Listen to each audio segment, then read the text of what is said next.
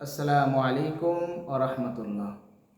2026 সালে পবিত্র ঈদ উল আজহা কবে উদযাপিত হবে এবং এ নামাজের নিয়াত কিভাবে করতে হবে এবং এ নামাজের ভিতর অতিরিক্ত 6 তাকবীর কিভাবে আদায় করতে হবে, এ প্রসঙ্গে আমি একটি মূল্যবান ভিডিও তৈরি করেছি। ভিডিওটি দেখার জন্য সকলের প্রতি আমার আন্তরিক অনুরোধ রইল। বাংলাদেশ সহ পাকিস্তান, ভারত, আশেপাশে এশিয়া মহাদেশের ভিতরে আমাদের 2026 সালে পবিত্র ঈদ উল আজহা উদযাপিত হবে। আগামী 28শে মে রোজ বৃহস্পতিবার 2026 বাংলাদেশে পবিত্র ঈদ উল আজহা উদযাপিত হবে। পবিত্র ঈদ উল আজহার নামাজের নিয়াত আমরা এভাবে করতে পারি। আমি ক্যাবলামুখী হয়ে অতিরিক্ত 6 তাকবীরের সহিত ঈদ উল আজহার 2 রাকাত ওয়াজিব নামাজ এই ইমামের পিছে আদায় করার নিয়াত করলাম। এরপর আমরা এই নামাজটা যদি গুরুত্ব সম্পর্কে আমরা ভালোভাবে না জানি বা নিয়ম না জানি, তাহলে আমাদের এই নামাজটা সঠিক হবে না। যেহেতু এই নামাজের ক্ষেত্রে একটি বিষয় ব্যতিক্রম আছে, সেটি হলো 6টি তাকবীর।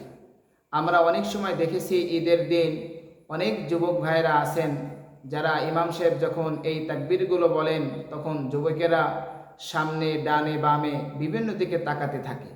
এজন্য এই 6 তাকবীরটা কিভাবে করতে হবে আমরা এখন খুব গুরুত্ব সহকারে আমরা লক্ষ্য করি।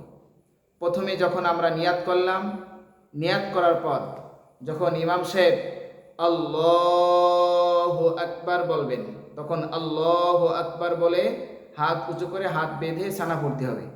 সুবহানাকাল্লাহুম্মা ওয়া বিহামদিকা ওয়া তাবারাকাসমুকা ওয়া তাআলা জাদ্দুকা ওয়া লা ইলাহা গায়রুক।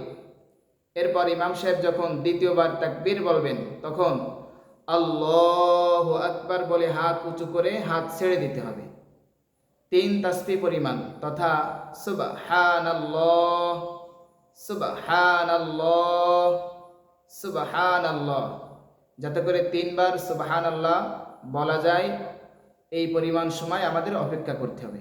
এরপর ইমাম সাহেব যখন তৃতীয়বার আল্লাহু আকবার বলবেন, তখনও আল্লাহু আকবার বলে হাত উঁচু করে হাত ছেড়ে দিতে হবে।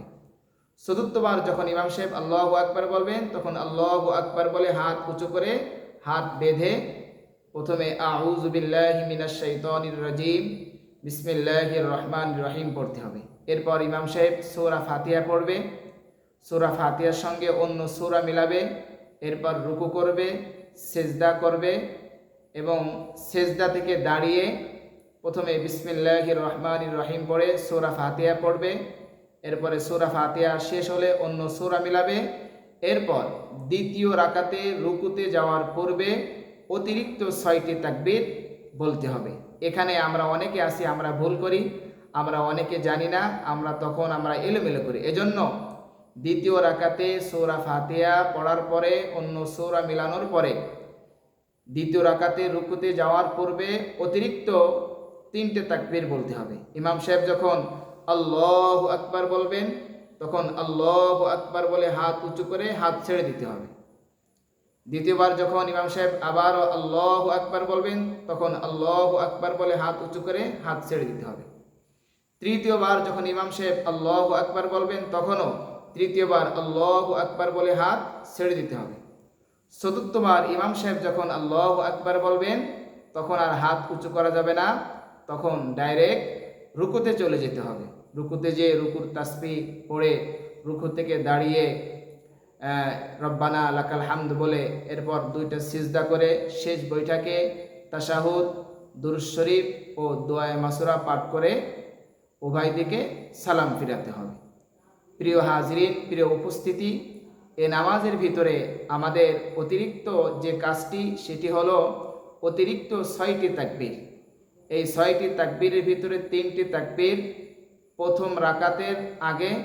প্রথম রাকাতের রুকুর আগে, আর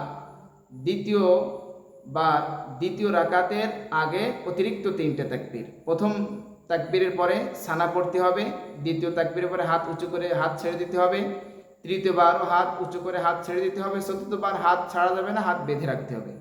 আর দ্বিতীয় রাকাতে রুকুর পূর্বে অতিরিক্ত 3টে তাকবীর দিতে হবে, চতুর্থবার আল্লাহু আকবার বলে রুকুতে যেতে হবে। আশা করি যাই এভাবে যদি আমরা নামাজ আদায় করি, মহান আল্লাহ রব্বুল আলামিন আমাদের নামাজকে কবুল করবেন। আল্লাহ তাআলা আমাদের সবাইকে তৌফিক দান করেন, আমিন। আসসালামু আলাইকুম ওয়া রাহমাতুল্লাহ।